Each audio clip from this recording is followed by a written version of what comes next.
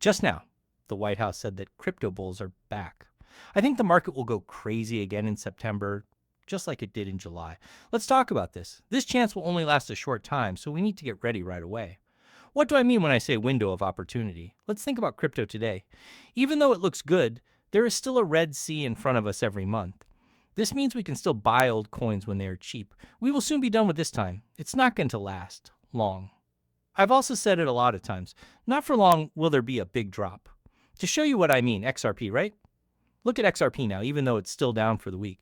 We were as low as $2.76, but now we're back up to 39. These moves don't last long in this market. That's why you should take these chances whenever they appear. Let's talk about the market once more. The price on the market has gone up to 3.77 trillion BTC with fear and greed at 55. Let's take a quick look at the crypto market size and get closer. Let us look at this more closely. We've reached 3.62 trillion. We're back to 3.77 trillion now. This bounce is already very strong. The top 100 score still looks pretty good. Not too crazy.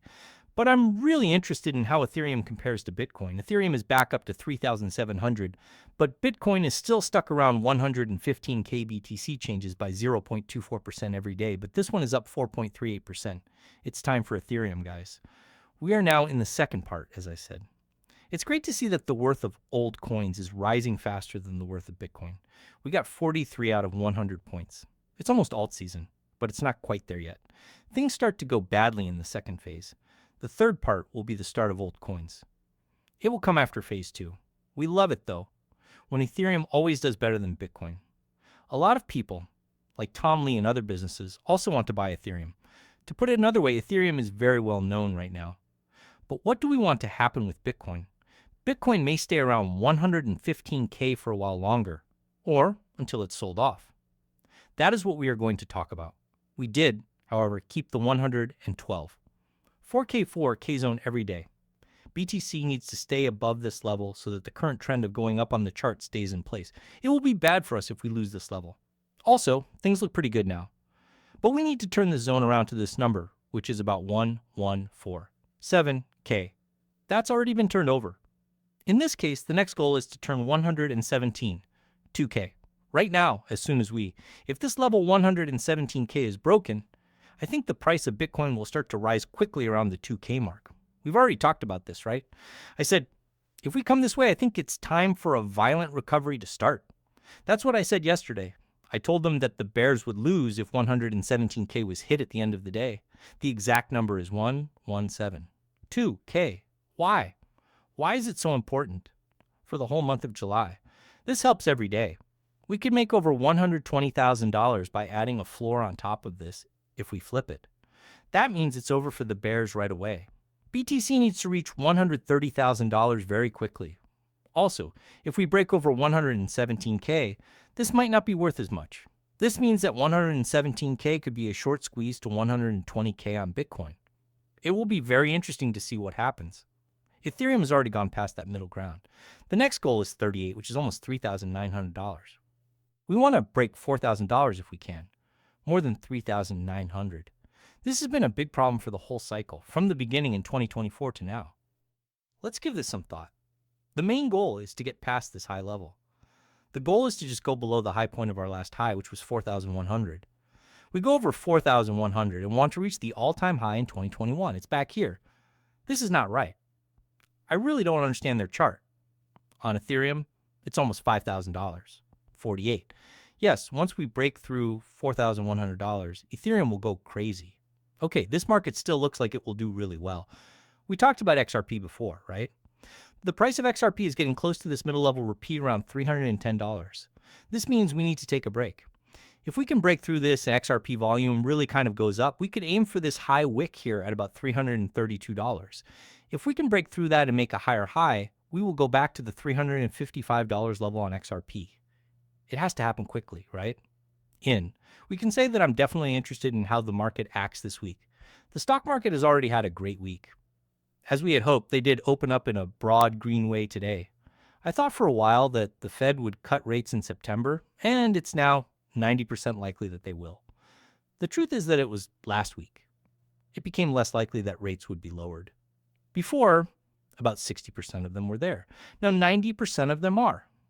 Since it went up in the first week of August, I thought it would happen again as September came around. Get closer. It's crazy that they're only at 94.4%. The last time we checked, they were around 60%. October is also in 98.4% of December and 99.7% of January, and it looks like the rates will go down all 3 months. Imagine that rates were lowered 3 times in a row, starting in September and ending in October or even December.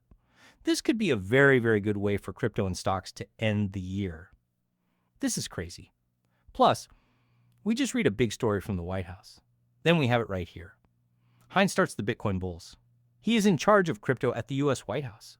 In a way, it's the crypto bulls. From now on, BTC Maxis will always be BTC Maxis.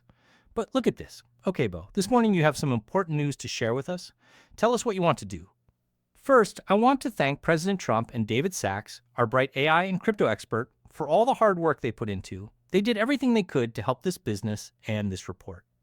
This business has been smashed and kicked down over the last 15 years, especially while Biden was in office. It's impressive that people in the United States were able to come up with new ideas despite all the problems and red tape. The president also set up this group to work on digital assets. I am in charge of that group's operations. Together with development groups, he told us to make a list of all the rules, changes, and ideas that would make the structure is clean and strong. That way, companies know how to follow the rules. It's not about making rules by punishing people anymore. These new thinkers will be able to build and grow here in the US because we're making some changes. Please tell us more about how this will work and what these ideas are. Yes, we have looked into this, and there are 3 main steps. There was a lot of red tape that was getting in the way of faster, clearer, and cheaper deals for the American people. We got rid of it during the demolition process. The US dollar will also still be the world's main currency for a long time. The other law we still need to work on is market organization. The House has also made things clear. You should know that a lot of people from both parties back these bills. This study will talk about how the market is set up, what they did right, and how clear things are. They should do and agree to this as they move forward with the second part of the congressional plan. After that, we look at the tools. We're going to talk about different tax rules. We talk about how we keep people safe in this study. There are more than 160 pages in this file. We're really excited about it, even though it's pretty strong. Finally, I want to thank everyone in the working group who helped move this business forward and keep the US at the top of the field of digital asset banking technology. A lot of people worked hard. Along with Paul Atkins at the SEC, these people are Secretary Besson and Secretary Lutnick. Yes, this has made the whole crypto market the center of attention when we think about what's been going on. Besides that, big changes took place just now. The CFTC starts a project to let spot crypto trade happen on platforms that are officially recognized by the federal government. This is a big one. This is huge. The White House then told us some more big news. The White House is working on an order that could fine and punish banks that treat conservatives unfairly and crypto companies that help people get rid of their bank accounts. Finally, here is Nate Garass's full answer. There are signs that the White House is about to put more pressure on big banks for what they see as unfair treatment.